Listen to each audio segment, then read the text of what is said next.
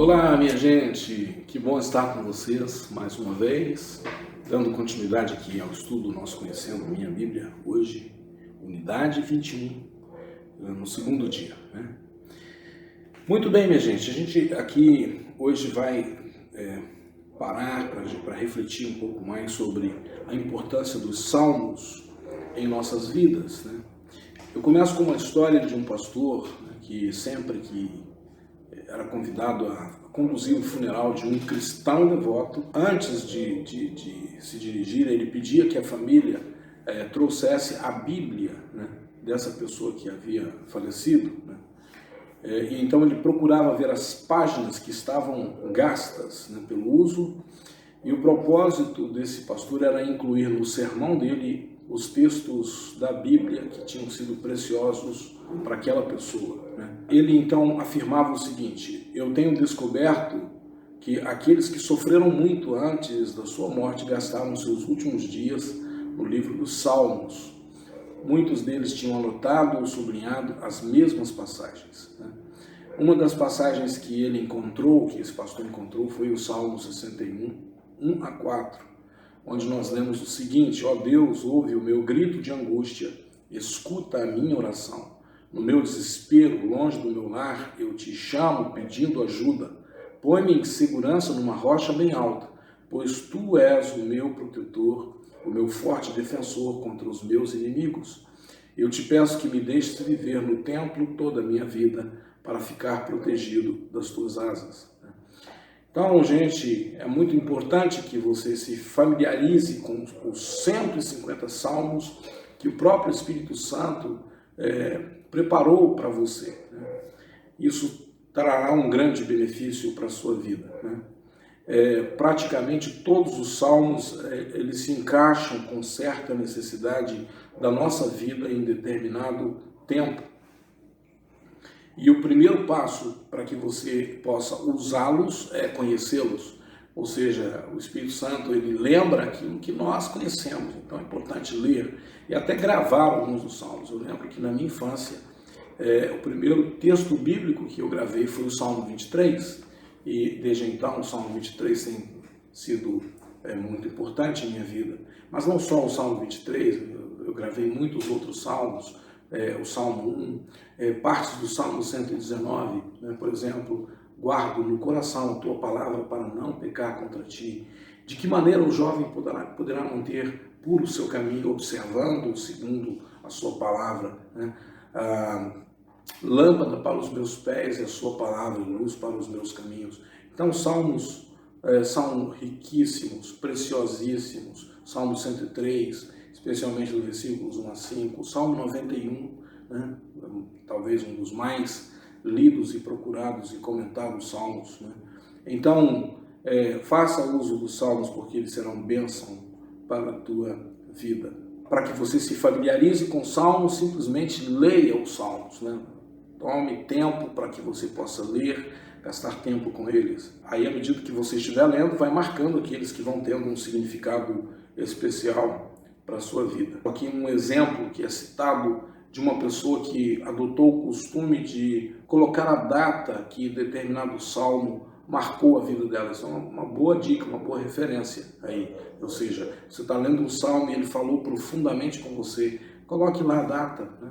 E talvez a situação que o salmo ministrou na sua vida. Então, cada salmo, originalmente, minha gente, ele era cantado, eram músicas, eram canções. Na verdade, não eram textos apenas poéticos, como hoje nós conhecemos, como uma poesia declamada, como hoje normalmente a gente faz nos nossos cultos, nas nossas celebrações. Quando a gente lê o salmo, é como se a gente estivesse declamando uma poesia, né? Mas nos tempos bíblicos, os salmos foram canções. Mesmo nos dias de hoje, né, nós temos isso, que são muitos cânticos, muitas canções inspiradas nos salmos.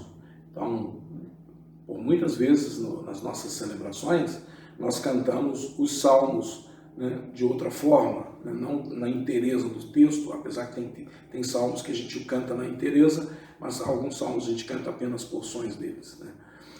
No texto de 1 Coríntios 14, 26, né, nós temos ali a descrição de uma reunião, de um encontro celular, de uma célula, de um grupo de cristãos reunidos com o propósito de edificarem uns aos outros. Então, 1 Coríntios 14, trata-se, não de um cultão na igreja, mas de um encontro pequeno de irmãos reunidos em célula para ministrarem e edificarem uns aos outros.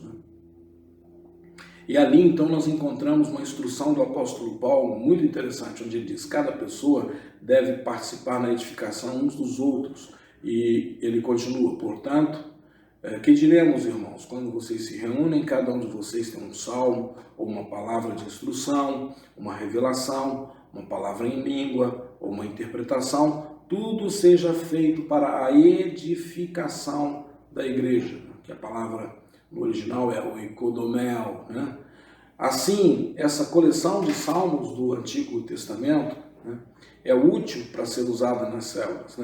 Então, à medida que vocês estão se reunindo nas células, você, especialmente você que é líder ou não, mas quando estiverem nas células, usem os salmos para que isso possa trazer edificação mútua. É claro, para isso vocês precisam ler e conhecer e ter uma boa base do conteúdo dos salmos para que você possa usá-lo. Eles não podem ser simplesmente ignorados ou passarem despercebidos em função da utilidade para a edificação da igreja, do corpo de Cristo nos nossos dias. Os próprios autores do Novo Testamento, os apóstolos, eles tinham profundo conhecimento dos salmos e muitas vezes os citavam. Então, tome algum tempo para toda vez que você for ao seu quarto de escuta, usar os salmos para aproximar-se do Senhor. Faça do salmo uma oração do seu coração. É interessante que alguns salmos, como é o Salmo 103, é uma palavra onde o salmista está falando consigo mesmo, para que ele possa lembrar dos benefícios e do cuidado do Senhor. É como se ele estivesse enviando uma mensagem à sua própria alma, para ela se submeter e reconhecer a bondade e a grandeza do Senhor. Então, os salmos eles foram preparados e hoje são preciosos tesouros, preparados cuidadosamente lá no Antigo Testamento, e hoje se tornaram preciosos tesouros para nossas vidas. O Salmo 119, que é o mais longo dos salmos, certamente ele necessitou de muitas horas de edição para se obter a estrutura perfeita que ele tem. Este, então, é o salmo mais longo da Bíblia. E no original hebraico, cada linha do salmo começa com uma letra específica do alfabeto hebraico. Você ficará admirado, então, à medida que você estuda da forma como ele foi escrito e o conteúdo deste salmo. A ênfase do Salmo 119 está na beleza das Escrituras, na importância das Escrituras, a lei do Senhor, o mandamento do Senhor, o princípio do Senhor, a palavra do Senhor. Então, medite no Salmo 119. Então, vamos fechar o nosso dia de hoje fazendo a leitura do Salmo 119, 1 a 7, que diz assim: felizes são os que não podem ser acusados de nada, que vivem de acordo com a lei de Deus, o Senhor. Felizes os que guardam os mandamentos de Deus e lhe obedecem de todo o coração. Felizes os que não praticam o mal, os que andam nos caminhos de Deus. Tu, ó Deus, nos deste as tuas leis e mandaste que as cumpríssemos fielmente. Como desejo obedecer às tuas ordens e cumpri-las com fidelidade. Se eu der atenção a todos os teus mandamentos, não passarei vergonha. Com um coração sincero eu te louvarei, à medida que for aprendendo os teus justos ensinamentos. Então, que os salmos encham o teu coração e que você seja tremendamente abençoado e edificado com o uso desse livro milenar, que é o livro dos Salmos, ou que são os livros, uma vez são 5 livros, são os livros dos Salmos. Que Deus te abençoe